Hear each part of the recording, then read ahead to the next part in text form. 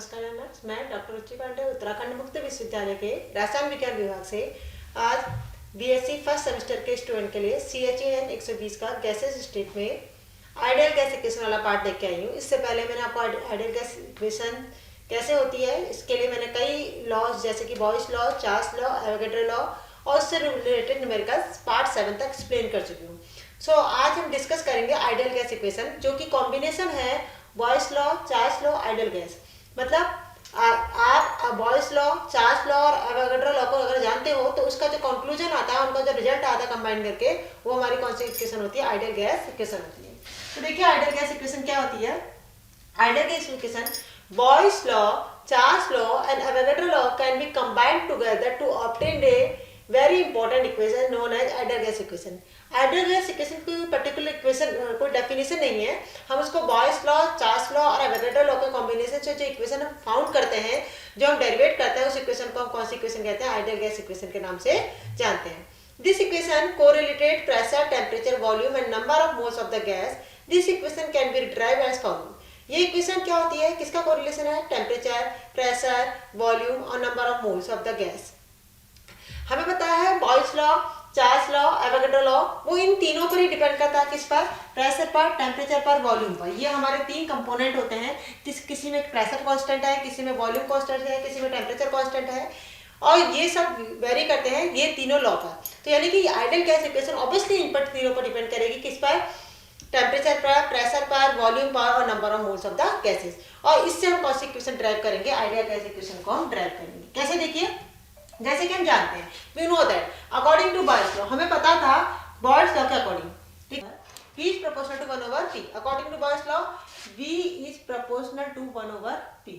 ठीक है, तो यहाँ पर टेम्परेचर क्या था? T is constant at a constant temperature. ठीक है, कांस्टेंट टेम्परेचर पर volume is inversely proportional to its pressure. Volume किसके? इनवर्सली प्रोपोर्शनल टू प्रेशर के होगा। ठीक, according to Charles law, Charles law कहता है V is proportional to T।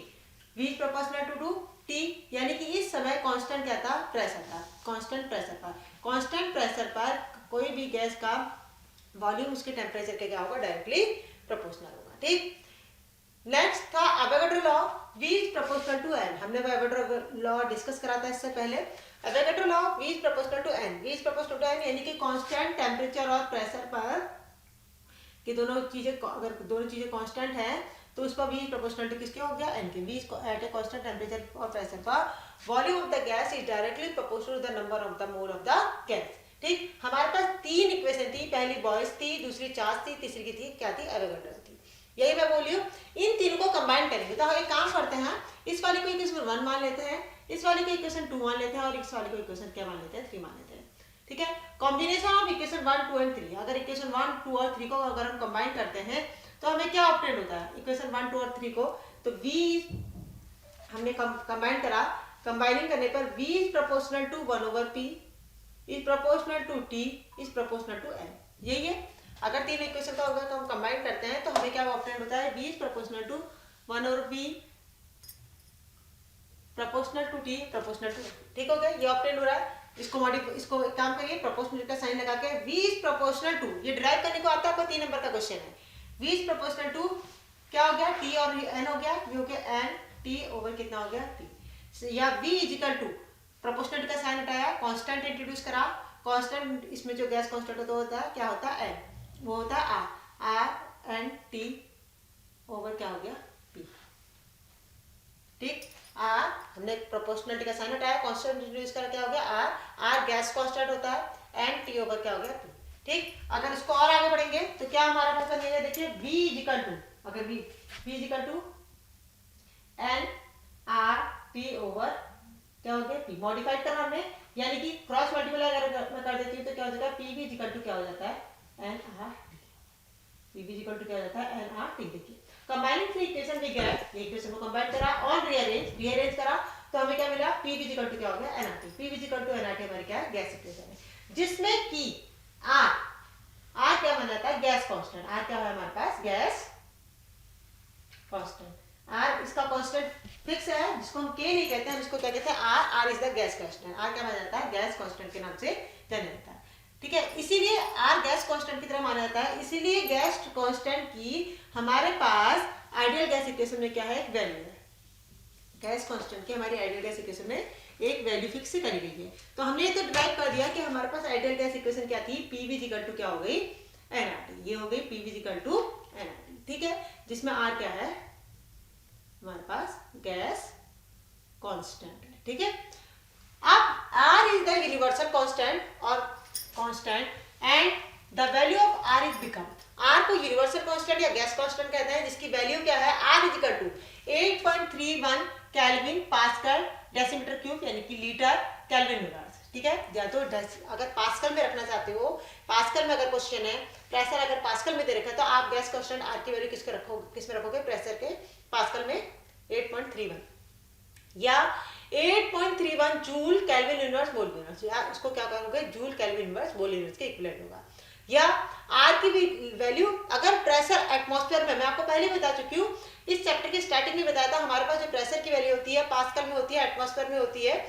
अगर प्रेशर एटमॉस्फेयर में है, वॉल्यूम तो लीटर में है, तो इसकी आर की वैल्यू क्या होगी, 0.0821 litre atmosphere kelvin inverse mole inverse, ये इसकी आर की वैल्यू है, गैस कांस्टेंट की वैल्यू है।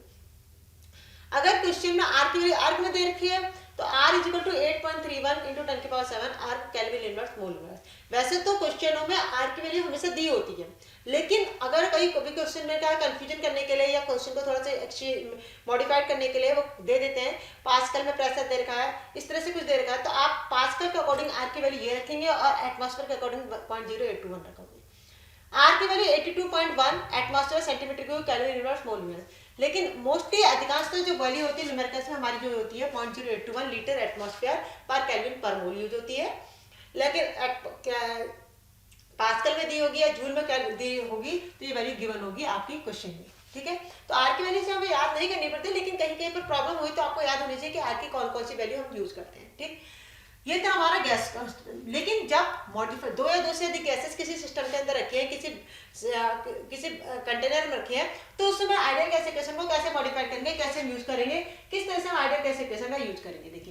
देखिए आइडियल गैस, जैसे हम आइडियल गैस इक्वेशन की बात कर, जैसे हम बॉयल्स लॉ की बात करते थे, वैसे हम आइडियल गैस को भी हम दो तरह से एक्सप्लेन कर सकते हैं जब दो या दो से अधिक गैसेस कंटेनर में प्रेजेंट हो। कैसे, देखिए when a gas is describe under two different condition, मैंने क्या कहा, दो कंडीशन में, two different condition, the ideal gas equation must be applied twice to and initial condition is 1 and final condition is 2। दो condition है, हम initial condition को 1 मान के चलते हैं और सेकंड कंडीशन को क्या मान के चलते हैं, 2। तो ये अगर कंडीशन नंबर 1 मान के चलूं और कंडीशन नंबर 2 मान के चलूं, कंडीशन नंबर 1 के लिए बात करेंगे, P1 कंडीशन नंबर 1 का मतलब है इनिशियल स्टेज, गैस का प्रेशर, हमारी जो आइडियल गैस इक्वेशन थी क्या थी आपकी, PV इक्वल टू nRT, हमारी आइडियल गैस इक्वेशन क्या थी, PV इक्वल टू nRT थी। तो पहले वाले का प्रेशर क्या होगा, P1, वॉल्यूम कितना होगा, V1 इनिशियल में, ठीक है, मोल्स कितने होंगे, N1, गैस कांस्टेंट R ही रहेगा, गैस कांस्टेंट चेंज होगा और टेंपरेचर कितना होगा, T1। यानी कि इनिशियल कंडीशन में गैस का प्रेशर P1 है, वॉल्यूम V1 है, नंबर ऑफ मोल्स N1 है, R गैस कांस्टेंट R ही है और T इज द T1 है, ठीक है। अब इसको मॉडिफाइड करती हूँ तो हमारे पास बनता है P1 V1 अपॉन क्या, N1 T1, ये हमारे पास क्या बन जाती है, स्टेज नंबर 1 यानी कि इनिशियल कंडीशन के लिए आइडियल गैस इक्वेशन बन जाती है, ठीक। स्टेज नंबर 2, स्टेज नंबर 2 से मतलब है गैस में कुछ चेंज हुआ, टेंपरेचर प्रेशर में वेरिएशन आया, तो गैस कंडीशन नंबर 2 के लिए अगर बात करें तो कंडीशन नंबर 2 के लिए प्रेशर हो जाएगा P2, वॉल्यूम हो जाएगा V2, नंबर ऑफ मोल्स हो जाएंगे N2, गैस कांस्टेंट की वैल्यू होगी R, टेंपरेचर हो गया T2। क्योंकि ये कांस्टेंट है इसलिए हम इसको R2 नहीं लिखेंगे, तो find out P2 V2 modified कर लीजिए, N2 और ये हो गया T2 इज इक्वल टू किसके हो गया, आपके, ये हो गया आपके टोटल मिला के किसके इक्विवेलेंट हो गया, आर के, और ऐसे ये भी किसके इक्विवेलेंट हो गया, आर के, ठीक है। इसको इक्वेशन नंबर आपने पहले 3 इक्वेशन पहले मान चुके हैं, इसको दोनों को इक्वेशन, इसको 4 मान लीजिए, 3 तक हो चुकी थी, ये हो गया 4, इसको मान लीजिए 5, ठीक है। ये जो भी इक्वेशन ए और बी आप मान के चल लीजिए। If two equation are equal to each other, दोनों इक्वेशन तो क्या है, बराबर है, देखो दोनों इक्वेशन की वैल्यू जो है किसके इक्विवेलेंट आ रही है, गैस कांस्टेंट आर के इक्विवेलेंट आ रही है। तो वही बात मैं कह रही हूँ, two equation are equal to each other since each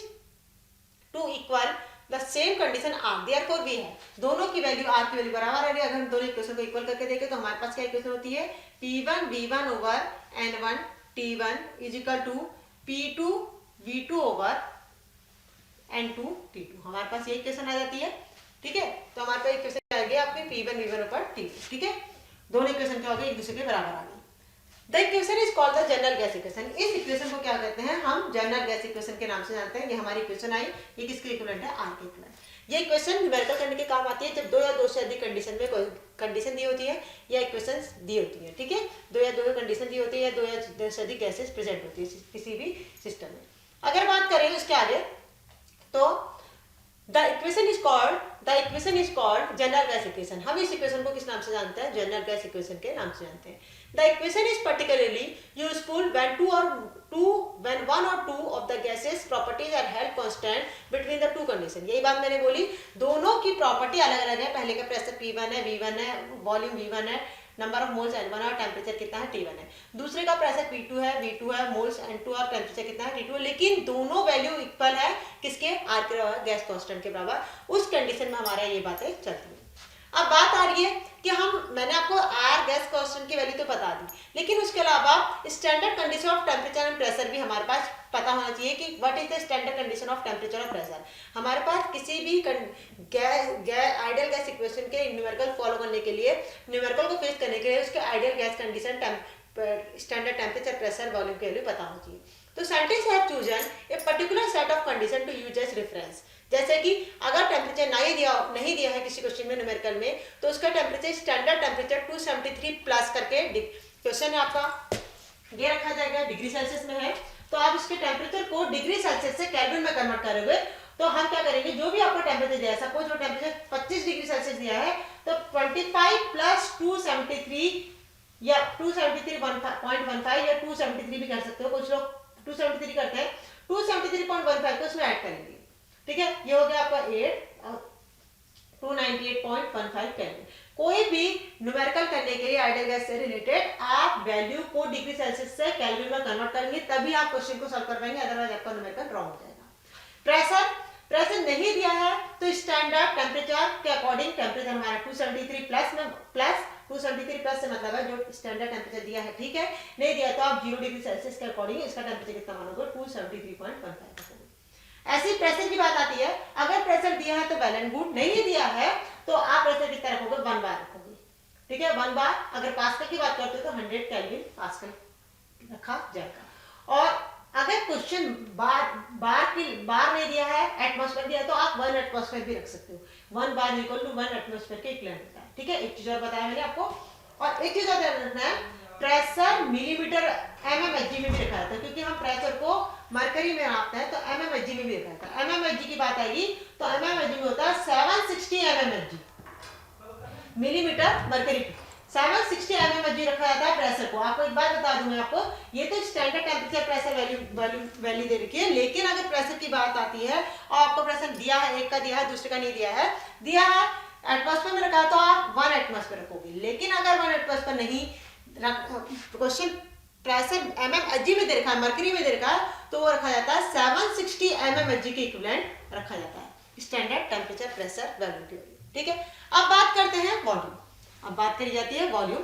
volume दिया है तो वेल एंड गुड, नहीं दिया है तो स्टैंडर्ड वॉल्यूम जो माना जाता है 22.7 लीटर या STP पर 22.4 at 0 degree Celsius and 1 atmosphere. वही बात मैंने आपको कही, स्टैंडर्ड वॉल्यूम भी फिक्स है, वो कितना है 22.4 लीटर जब टेम्परेचर 0 डिग्री सेल्सियस है और एटमॉस्फेरिक प्रेशर कितना है 1 एटमॉस्फेयर या 1 बार।